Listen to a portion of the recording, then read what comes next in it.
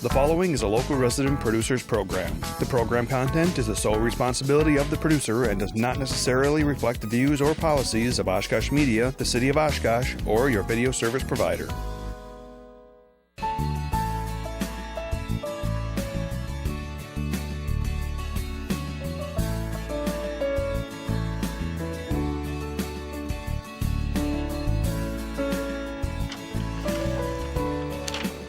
Hello and welcome to another edition of Making Happen. This is going to be a show tonight about second shift daycare. As you see, my daughter here, Isabel Starlet, and her daycare provider, Debbie Karns. Thank you for joining me, Debbie. Thank you for having me. So, why did you choose daycare? I know you babysat for a long time. Yes, I started out babysitting way back when I was 12. I've been taking care of kids for over 5 decades now in different areas and formats. So 50 plus years. Yes. And when did you know that was a passion? I guess back when I was 12, when I started babysitting all the neighborhood kids, and I tried to do some different jobs and different things along the way. And back then, what was the wage compared to today? Oh, well, back then, when I started out babysitting, I was babysitting for 50 cents an hour. Okay. Was my wages. And now it's up to Daycare wages, it depends on the setting and everything like that, but it's one of the lowest wages over all the different businesses and different things. It's one of the lower wage professions to go into. So did you just start babysitting, or did you place an ad in the paper, or did you just start? Way back when I was the neighborhood babysitter. I took care of all of the kids in the neighborhood. Okay. So. And if you weren't doing daycare, what would you do? Well, I've done daycare in some format or another pretty much all my life, all my adult life. I've tried other jobs, and I do make income in a couple other ways, but This is what you love, right? I always come back to kids. One way or the other, I always end up with caring for the kids. Yeah. So what inspired Little Dudes Ranch? Well, Little Dudes Ranch was originally the name of the daycare center that my husband Randy and we purchased back in 1983. It was a full-service daycare center in Michigan, and it already had the name when we purchased it. It was already that name, and I owned that daycare for 17 years in Michigan, and then we closed that business when we moved here to Wisconsin. Okay. And then just last summer I decided to go back into doing daycare at home, certified at my house, and so I brought the name back, and my logo and my sign, and what inspired it in Michigan? When because I think you had, how many kids did you have there?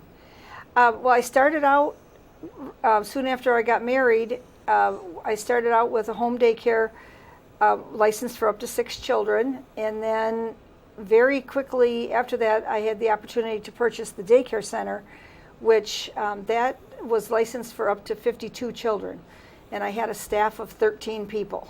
Okay. So including myself. You were able to have 52 children on site then, right? At that point, we could have up to 52 children at any given time. How was that? I mean, was it a handful at times? Oh, sure. It's a big handful. Like I said, I had a staff of anywhere from 10 to 12 people besides myself. We cared for from infant on up through school age. What are some of the hidden costs that people don't? No, maybe they want to start their own daycare. What are some of the hidden costs that people don't know about? Oh, I don't know about hidden costs. I mean, there are costs to. Because it's not like you can just start your own business. There's things you got to do, and there's training that needs to be, that the individual provider or the different staff members. There's different training training levels that they need to go through. And then there's the cost of securing a facility, whether it's a center or a home. You need a building, you need a place to take care of the children. Yeah.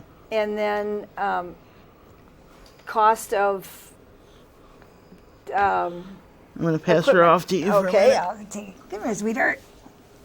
Okay. I think she might have wet, so she might be getting a little fussy, possibly. That's all right. We're used to fussy. We can handle that. I'll give you the bottle. All right.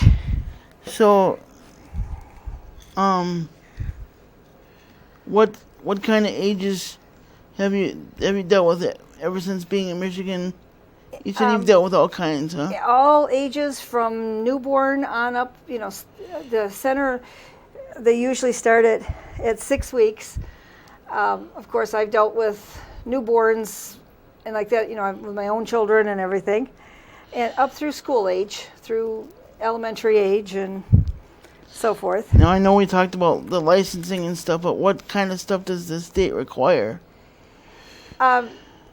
The state of Wisconsin, there's different levels of, child care. There's certified family in-home, which is the level I'm at. Okay. And that's a single provider in their own home with a small group of children. Mm-hmm. And then there's state licensed family homes. And then you go on up from there up into the group centers, the large groups. Okay, so And that's a different type of license. so what are the difference between yours and the other home one? Is it just you said I'm at the certified level, which is it's a county certification. okay. I can have up to 3 unrelated children Okay. under the age of 7 at a time. Yeah. Plus, I can have as many as 3 over the age of 7. Okay. That's unrelated children. I don't have to count my own children or grandchildren. But you can take care of them too, Oh, right? I can take care of them too. Okay. The maximum group size I can have is 6 at a time in my own home. Yeah. And you said the other one is the state one, right? The state licensing is also, is done in the home. Okay. And with that one, I could have up to 8 children, and it's a little bit more, Does the state a little bit more intense. A little bit more requirements. Does the state require a lot? I mean, the licensing is a little bit more stringent than the county certification. There's a few more requirements, and the facility has to be a little bit more upgraded, for lack of a better word. because I remember that night Good. you took me to the hospital. We were talking about that because just a few days after you were having the state come in and check your home. Yes. Make sure it was. At the time she was born, I was just in the process of getting certified. I had been previously certified in Winnebago County back in 2006 to 2010, and I've also worked in a full-size center here in Oshkosh. A group center setting. Mm-hmm. What's the matter? Like I said, she probably wet, so So- she's getting a little fussy. But Do you want any more of this? Do you want any more of this? yeah, you can come in. So. But yeah, so like, what are the things that the state looks for? Like when you come into your home, what do they look for? Let's see. They would look for safety hazards, of course. You want to go back to Mama? You want Okay. to go see Mom? All right. There. They, of course, look for, obvious safety hazards, Yeah. to make sure that there's nothing in the building that's, unsafe for the children. But they look for the square footage of the rooms. How big it is, and Yep, there has to be a certain amount of square footage per child. if it doesn't meet that, then it doesn't pass. Correct. Most single-family homes, though, I mean, as long as you're using a regular, size playrooms or rooms and stuff, there's usually enough square footage. Okay. They also look at the outdoor play yard. You have to have so much square footage of outdoor yard, Okay. outdoor, and like that. They look for, make sure you have enough equipment, for the children, places for them to sleep, Yes. play, eat, make sure that the place is clean, the cleanliness of the environment. And do you get funding for that equipment, or does it come out of pocket? The majority of the funding of it would come from, out of pocket or, private. But I do, because I've gone through the Youngster program and different things like that, they do, there's programs that help supply materials and, like that. If you don't mind talking about it, can we talk a little bit about Youngster program? Sure. What does the Youngster program do? Youngster works in conjunction with the licensing and the certification process, and their primary function of their agency is to improve child care settings and improve child care, for the children. It's to, help improve the whole world of daycare. Okay.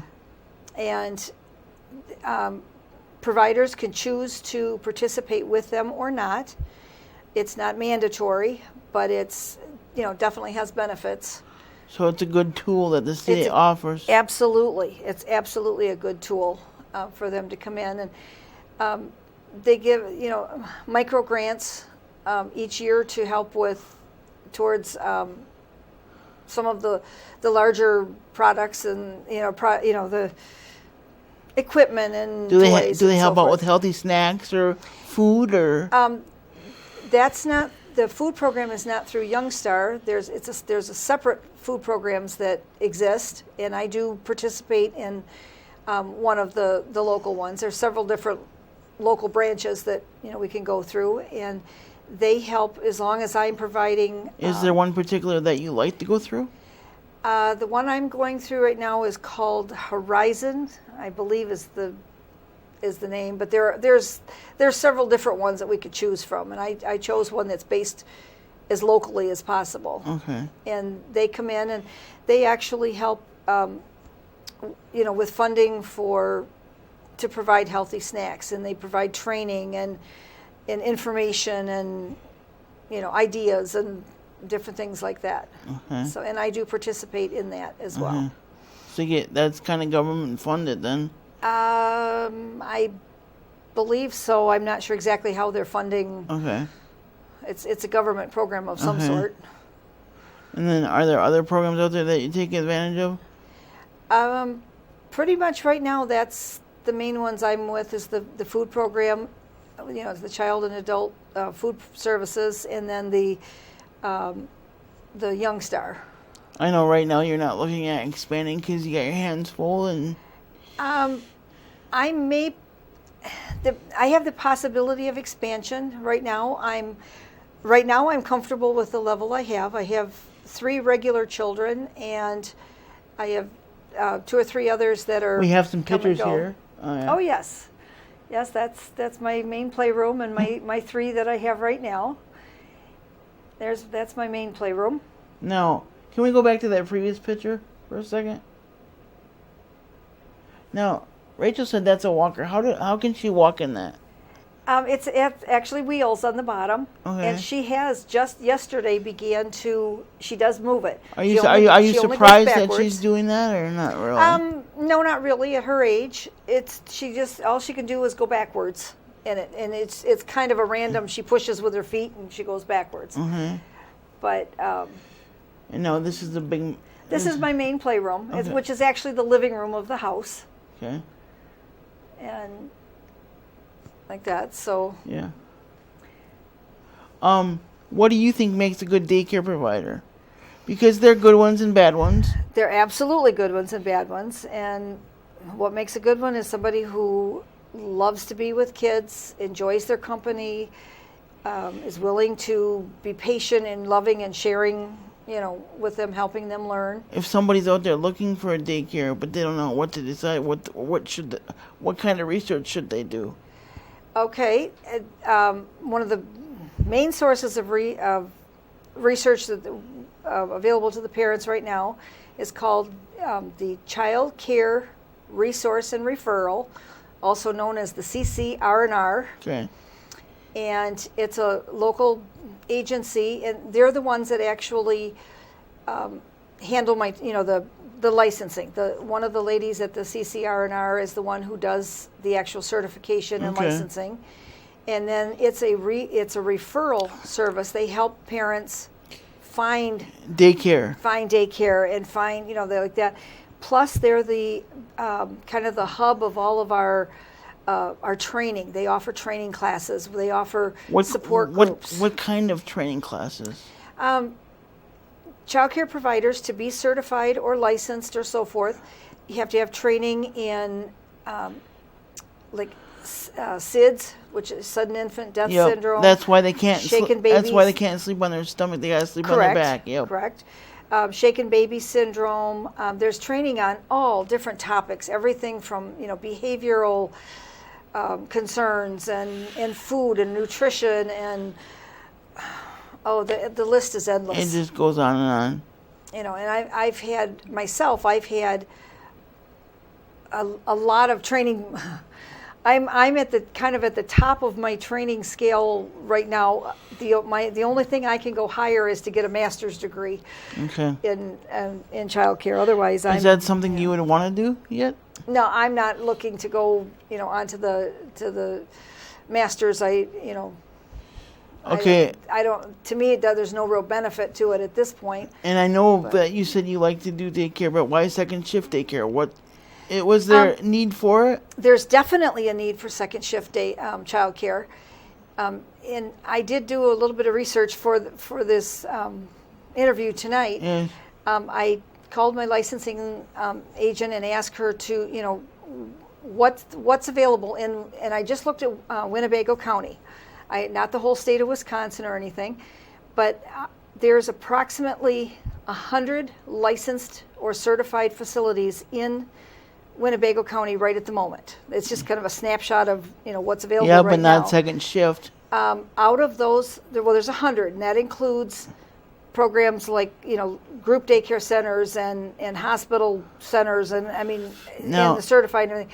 Out of those 100 that are in Winnebago County, there are only 5 that offer evening hours. Okay. I am one of the 5, and of those 5, 2 of them are in Menasha, 1 is in Winneconne, and there are only 2 in Oshkosh, and I'm one of the 2.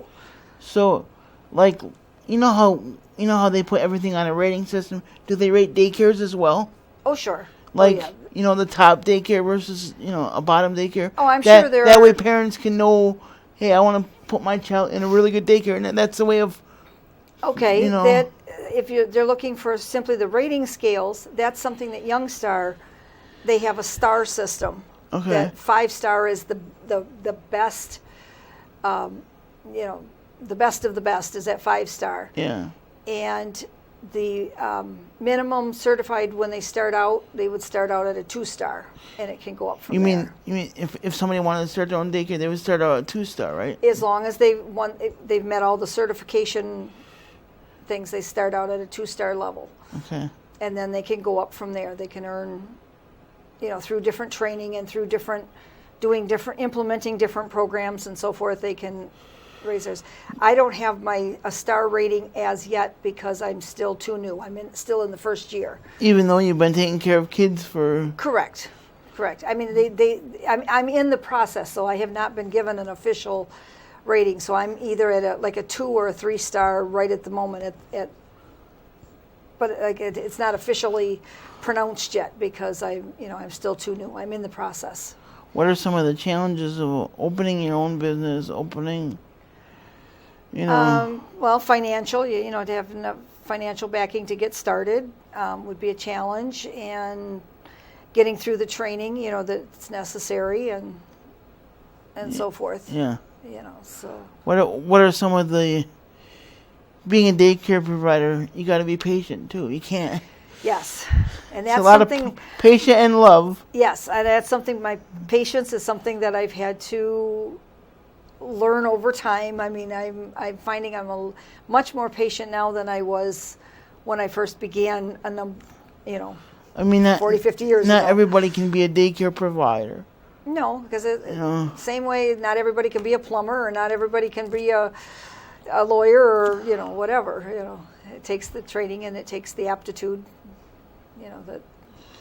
What kind of things would you say about your husband? Like, because, I know that he wants to help you follow your dreams, but he's got to have patience with you too. He is. My husband Randy is an awesome guy. He's been with me through all my different daycare experiences, the different levels, because I have gone from, over the years I've gone from different levels at different times, and he's awesome with the kids. Ismay just loves him. She loves seeing him in the evenings. Yeah. And he does have his own job besides, but he's there with me in the evenings, and we had to talk about the second shift thing. He wasn't sure about that at first, because that's his time to relax and like that, but it works out. And you chose second shift because you found out there was more of a need than you thought? Well... And you wanted to accommodate some special needs? Yes, I wanted to, specifically I wanted to accommodate you and Rachel with your needs with Ismay. Yes. But it's also, I take care of a lady with MS that I do every morning. I go and I help her. So I wanted more afternoon, evening hours, and so it kind of just it transpires. It works well for me. Mm-hmm. But when I started looking into it, it helps that you're certified till 11:30. Yes. Because not too many people are certified that late. There's only two in Wisconsin or in Oshkosh. Yeah, but is the other person certified that late though? Yes. Or can you? It's all on the chart that I looked at. It said evening hours through midnight. Let's say if you have somebody there past 11:30, then do you? Let's say something happens to their mom or they get late from work or whatever. I've never had it happen yet, but, it's, if in an emergency situation, we just deal with it. Yeah. Like that. Do you have any interesting daycare stories without mentioning names that you want to share? Like eye-openers when you first started the business? Oh, I've been in the business for so long that it's... I can't think of anything specific at the moment. Like, did you know how to change the diaper right away? Well, I started doing that back when I was 12 I started right out taking care of newborn babies and my nephews. Did you take care, you probably took care of your brothers and sisters right away too, right? Well, no, not my brothers and sisters, because I'm the youngest. My brothers are all older than I am. Okay. So, but my nephews, I started out taking care of them, and I guess I've done diapers pretty much all my life. Sometimes I wish I could have a nickel for every diaper I've changed, because I'd be able to pay off my house and then some. And so what kind of, you said that you have everything except your master's. Where did you go to college to get your degree? I have a bachelor's degree in early childhood education from Michigan State University, MSU. A very prestigious university. Yes, one of the top 10. And I graduated from there, a few decades ago. Yes. And my degree is in early childhood education, family ecology. Human ecology is the overall term, but specifically, I took the daycare administration. I'm not teacher certified, but I'm, I went more for the early education, preschool level. Mm-hmm. So. You had asked me prior to the interview about whether I ever wanted to be a teacher. Yes. And I do have. Do you want to offer classes at your daycare? Eventually. What kind of classes are you thinking? Like for. For the parents, or for. Even just simple classes for the kids, like identifying colors or. Oh. In the past, we had actual preschool in the center that I owned in Michigan, and the center that I've been working the last few years. We have a regular preschool program where we have, nursery school or preschool, whatever you want to call it, classes for the children. This particular, at the setting I'm doing now, that type of learning is kind of built into the daily routines, because babies and children learn through play, yes, they do, and like that. So, like that. But I'm right now not offering, in my particular program, I'm not offering preschool levels. The other 95 centers in like that are in this Winnebago County are all off during daytime hours, and many of them are offering regular preschools and the different things. I'm not necessarily doing that with my nighttime, the evening hours. Now, when you choose to take on a family, what kind of stuff do you look for as a provider? Like, is there anything you look for? You look for a family, like maybe when you first start out, do you look for anything when it comes to the parents, or like, because how parents raise their kids different? And well, I would talk with them. How do you choose a potential candidate, a child, or how do you choose? For me, right now, at this point in my life, I'm looking for parents who, the schedule meshes with mine, because like I said, I'm not looking, if they're looking for a preschool or morning hours, obviously that's not going to work. Yeah. I'm looking for, the later ones, but, I want to mesh with a family and, work with them. I talk with them and make sure that our, make sure you're on the same page. Yeah. Like in the children that I have right now, the 3 children I have right now, one with Ismay, I've known Rachel for about 8 years now. Yes. And I knew that she was, when she was expecting it, that she was going to be having trouble. That she would probably qualify for the daycare assistants, but there aren't any in working, and she works the evening hours. So I wanted to be able to arrange to do something with her with that. Now, Ismay's a little over 5 months. How old are the other children that you have? I have a little boy who's 4, and he comes after school for a couple hours, in the afternoons. And then I have a little 1-year-old that also comes for just an hour or two in the afternoons. I know Ismay's a little young, but does she still interact with the 4-year-old, or? She watches him. She watches him. She watches. She's very curious and watches, and he really likes her. And he'll come up and give her toys. Because she's a great hugger. So yes, yeah. He really likes to interact with her, and he'll give her toys and like that. And she watches the other two. Her attention span is good for a 5-month-old. Oh, absolutely. Yes. Absolutely.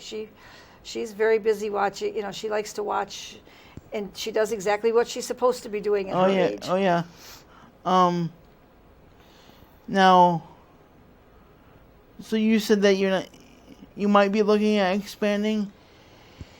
I have the potential to expand and take on more.